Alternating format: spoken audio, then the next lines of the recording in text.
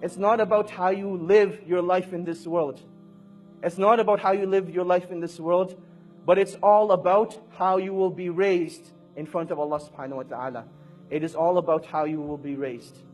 And this alludes us to the point that whatever you die upon is what you shall be raised upon. So let your last deed be your best one.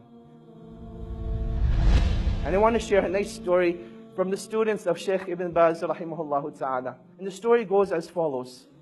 There was a brother who came overseas. And he came to seek a bachelor's degree in any field. And the natural climate was that this was the first time he got freedom from his family. In his society, people are very religious, very practicing. He couldn't have the fun that he wanted to have. So he comes to a place like England. He's in a free mixing university. In a society where no girl looks at you. In fact, there are no girls in your class. Now all of a sudden they're sitting next to you. And you can actually find an excuse to talk to them. Hey, can I borrow a pen? Hey, can I borrow some paper? And conversation becomes very easy. And now that you have a foreign accent, oh my God, you're a fitna for them. And this was the reality that he went through. That he came from a foreign land, and this attraction hit him right away. The initial stages were that he'd just go out for lunch, he'd just go out for meetings, and that is how life continued. He never actually committed zina. One day though, he went to a party, and he committed zina. Out of, pure emotion, he committed zina. And when he was done, he just lay there thinking, I have just ruined myself. And he didn't know what to do. He didn't know where to go. He didn't have any close friends that could guide him. He knew that the only place that this guidance that he had known was back in his hometown. He booked a ticket back to Saudi Arabia where he was from. And on his way, he had a stopover in the country of Qatar. While he's in Qatar, he goes to the musalla and he's just crying. And you'll see that this is one of the most awkward situations that you'll have. You can think about when you're with people and there's this awkward silence and it's really weird. What do you do in that situation? What becomes even more awkward is when you see a grown man crying like a baby. He's crying like a baby. What do you do in that situation? One of the students of Sheikh Ibn Baz rahimahullah, he saw this man. And he goes up to this man and says, oh man, why are you crying? What's wrong? And he explains to him the situation, that I committed zina and I've destroyed myself. And the only way I can get rid of this pain is if I go back and have the hudud implemented on me. This is the only way I will be purified. The student calms the man down and he says, look, don't do anything rash. Let's go back to Riyadh together and we'll deal with the situation.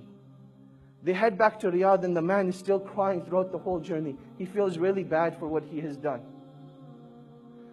The student says, look, we've arrived in Riyadh. Go spend the night at home. I will call you in the morning. Just make sure you don't do anything. Don't do anything. Just wait till I call you. The next morning, the student calls Sheikh Ibn Baz and he asks Sheikh Ibn Baz, rahimahullah, Ya Sheikh, this is what happened. I met this man, he committed zina, and he feels that the only way he can be purified is if he has the hudud implemented on him. Sheikh Ibn Baz says, tell this man not to turn himself in, but rather, the sin has been hidden from the people, continue to hide it. Rather, seek forgiveness from Allah subhanahu wa ta'ala and turn yourself to the Quran. Let Allah subhanahu wa ta'ala be your guide. So this is what the Shaykh says to the student. The student calls this man up. Let's give him a name now. His name was Ahmad. He tells Ahmad, look, the Shaykh says, don't turn yourself in. Death is the easy way out. This pain and suffering will not be taken away from that act. And Allah subhanahu wa ta'ala does not want this from you. But rather Allah subhanahu wa ta'ala wants you to rectify your ways, turn back to Allah subhanahu wa ta'ala, and that is when that pain and suffering will be taken away. That is what Ahmad decides to do. A couple of days go by, he starts reading the Quran, he starts praying in the masjid, and he says that I've never missed a single salah in the masjid since that event took place. This continues for about 2 weeks. Now this student, he disappeared from the life of Ahmad. There was no contact between him. And then one day, he notices that he has a missed call from Ahmad. He says, later on, I'll give him a call. Another couple of days go by, and Ahmad's house is calling now. His home number is showing up on the Sheikh's phone 5, 6 times. The student calls the house back, And he says, Assalamu alaikum, how are you guys doing? What's going on? And they say, we need to speak to you. Ahmad needs your help. And he says, definitely, I'll come over and see you tonight after Isha. He prays Isha, heads over to the house. And he sees that something just isn't right. That you can walk into a place, no one will say anything, but you can see it from their faces. You can see it from their sights, that something just isn't right. He goes to the father and he says, Assalamu alaikum. He says, Wa alaikum assalam. He says, I don't even know what to say to you, but I want to thank you from the bottom of my heart. Because I know if it hadn't been for you, this wouldn't have happened. And the student's thinking, what did I do? So he says, well, what happened? What are you talking about? And he says, let me show you. He says, Ahmad went and prayed Salatul Isha tonight. And he came back and he came to pray his sunnahs. And he was in his room for a really, really long time. And we went to seek him out. We didn't know what had happened to him. But I want to show you. He took the student to Ahmad's room. And there Ahmad was in sajda.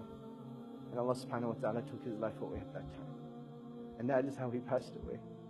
This is the story of an individual, not who was righteous, but this man committed zina, one of the biggest sins in Islam. And this is how Allah subhanahu wa ta'ala took his life away. And inshallah, when he's resurrected, that's the deed he's going to be resurrected on, making sajda to Allah subhanahu wa ta'ala. And that is why when it comes to pain and suffering only becomes negative if it creates a barrier between you and Allah subhanahu wa ta'ala.